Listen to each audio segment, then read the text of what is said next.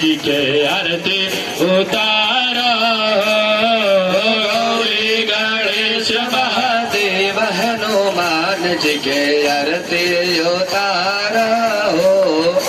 अक्षत चंदन फूल बेल पाता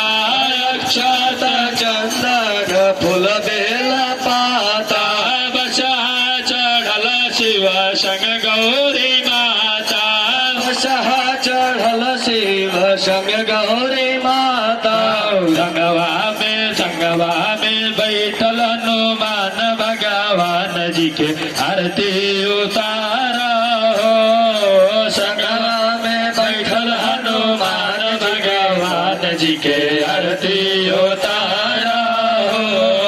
गौरी गणेश महादेव हनुमान जी के आरती उतारा गौरी गणेश महादेव हनुमान जी के आरती उतारा अगरूप रुइया के बाती बना ला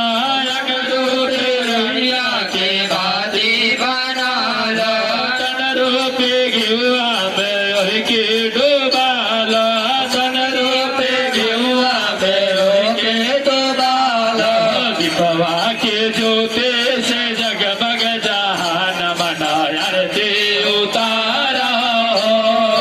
दीपवा के ज्योति से जगमग जहान मना आरती उतारा गौरी गणेश महादेव हनुमान जी के आरती उतारा गौरी गणेश महादेव हनुमान जी के आरती उतारा कंचन थालियवा में आरती जलाला कंचन थालियवा में आरती वाला मन रूपे रुइया में ओहि के डोवाला मन रूपे हुआ में लोके डोबाला कपूरा के ज्योति से जगमग जहान मन आरती उतारा कपूरा के ज्योति से जगमग जहान आरती उतारा गौरी गणेश महादेव हनुमान जी के आरती उतारा